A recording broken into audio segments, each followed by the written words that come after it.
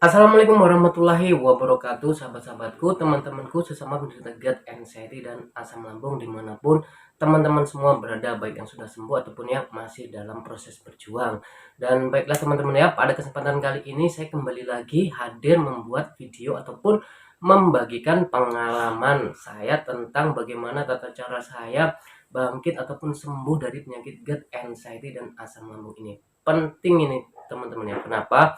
Karena kita penderita GERD, anxiety, dan asam lambung ini dalam berjuang untuk bangkit dari penyakit GERD, anxiety, dan asam lambung ini butuh banyak sekali referensi. Kenapa seperti itu teman-teman? Nah, menurut saya seperti ini karena faktor penghambat kesembuhan masing-masing tiap individu itu berbeda-beda teman-teman ya. Jadi ada yang mungkin faktor penghambatnya itu karena tidak adanya motivator.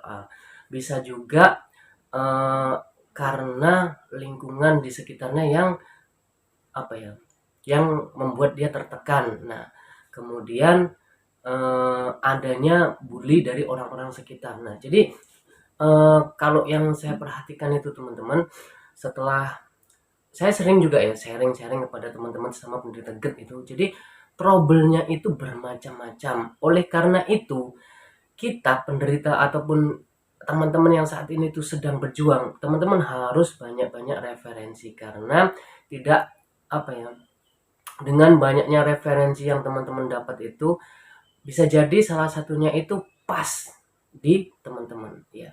Kenapa? Karena dari sisi-sisi gejala yang timbul itu aja sudah setiap penderita itu berbeda-beda dominannya teman-teman. Semua merasakan akan tetapi yang dominan itu sensasi yang mana yang dominan itu berbeda-beda. Nah, baiklah teman-teman ya, pada kesempatan kali ini saya mencoba untuk memberikan salah satu referensi yaitu saya adopsi dari pengalaman saya.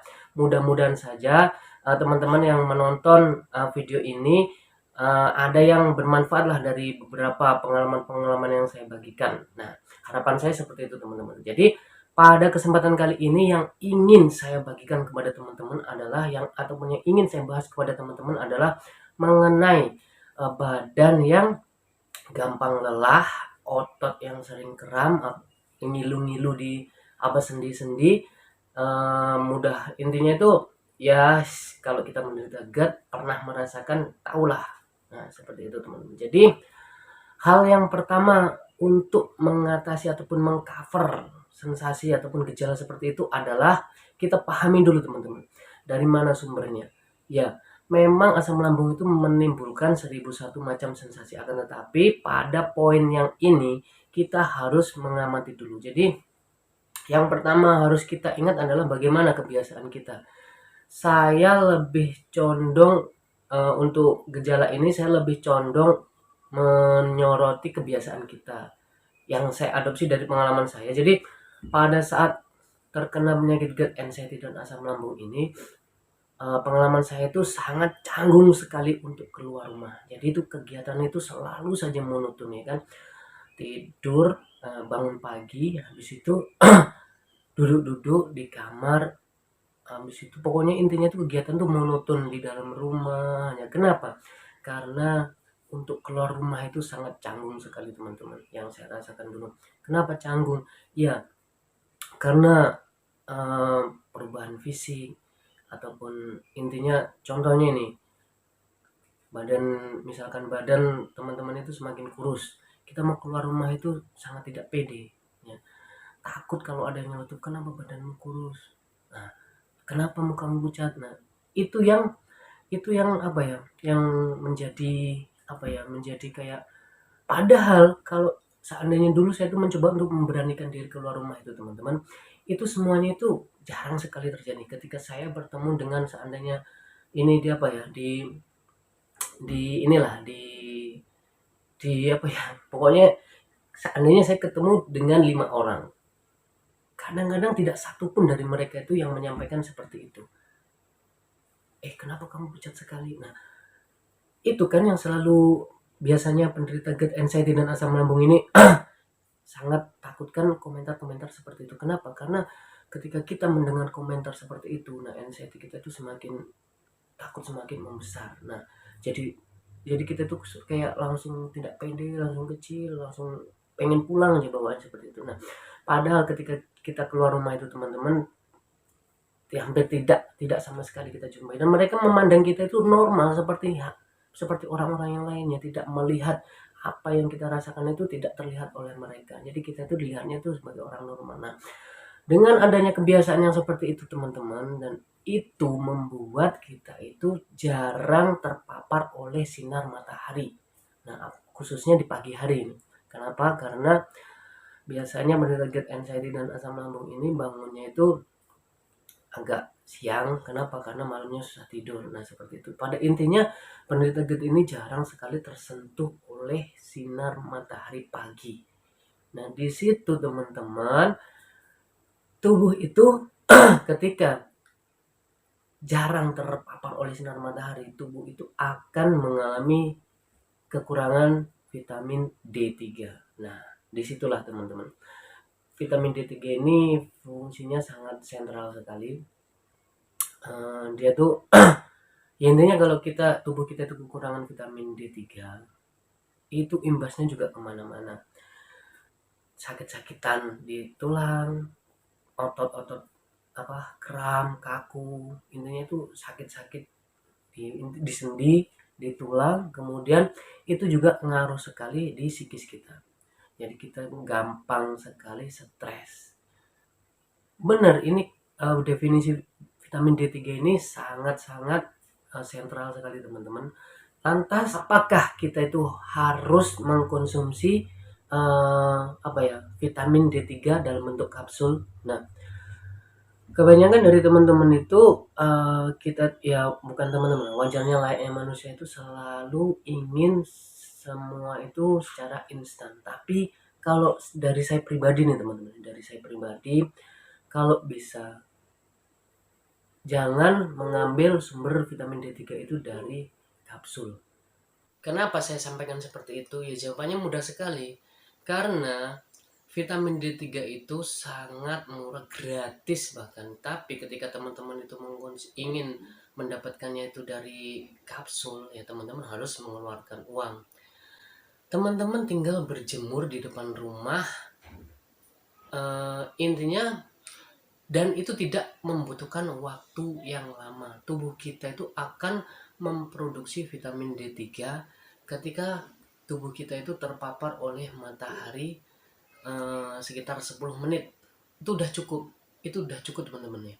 Jadi menurut saya itu ketika kita memilih untuk mengkonsumsi vitamin D3 itu dari bentuk kapsul, yaitu menurut saya itu pilihan yang tidak perlu dipikir ya. Kita tinggal keluar rumah, berjemur selama 10 menit, tapi kita harus mengalahkan rasa canggung yang ada di dalam diri kita. Nah, kecuali ini untuk teman-teman yang benar-benar belum bisa mengalahkan rasa canggungnya, rasa trouble-nya terhadap kepercayaan dirinya, belum bisa menatap dunia luar, masih terpaku di rumah. Ya, untuk sementara mungkin di awal-awal enggak apa-apa lah teman-teman mengkonsumsi mengambil vitamin D dari sumber kapsul itu. Tapi tidak saya sarankan untuk terus-terusan seperti itu teman-teman. Kenapa? Karena ketika teman-teman itu tidak berusaha untuk memberanikan diri keluar rumah, teman-teman akan terjerumus semakin dalam di penyakit GERD, anxiety, dan asam lambung ini. Ya, karena ketika teman-teman itu berdiam diri di rumah terus, pikiran teman-teman itu akan diserang terus didatangi terus, intinya diajak terus, dihasut terus. Tapi ketika teman-teman itu memberanikan diri keluar rumah, bersosial, maka pikiran teman-teman itu akan cepat teralihkan dan terselamatkan untuk beberapa waktu. Intinya meringankan beban pikiran, bukan beban pikiran ya, meringankan serangan pikiran. Nah, intinya itu meringankan otak teman-teman. Kenapa? Karena teman-teman ketika beraktivitas di luar rumah, teman-teman itu pasti akan sehat. Nah, sesekali aja teman-teman, ketika teman-teman itu keluar, memberanikan diri untuk keluar rumah dan keringat dingin ketika berusaha untuk bersosial. Nah itu wajar sekali teman-teman, itu hal yang sangat wajar. Keringat dingin, agak kelingan-kelingan, nah itu jangan panik, jangan takut teman-teman ya, itu wajar lah. Terus saja untuk mencoba bersosialisasi, bercengkrama, ngobrol dengan teman sampai teman-teman itu menemukan keenjoyan dari percakapan-percakapan tersebut, dan teman-teman akan merasakan sehat tidak sakit. Nah itu harapan saya teman-teman. Jadi itu yang ingin saya bagikan kepada teman-teman untuk menyiasati ataupun mengcover sensasi gejala mudah lelah, otot sering kaku, kram-kram, sendi-sendi tulang rasa nyeri-nyeri ataupun sakit-sakitan lah di tulang. Nah, jadi kemungkinan besar teman-teman itu kekurangan vitamin D3. Nah, jadi tidak ada salahnya teman-teman mencoba untuk berjemur di pagi hari. Nah, itu saran yang ingin saya bagikan ataupun pengalaman yang ingin saya bagikan pada kesempatan kali ini teman-teman. Baiklah teman-teman, itu saja yang ingin saya bagikan.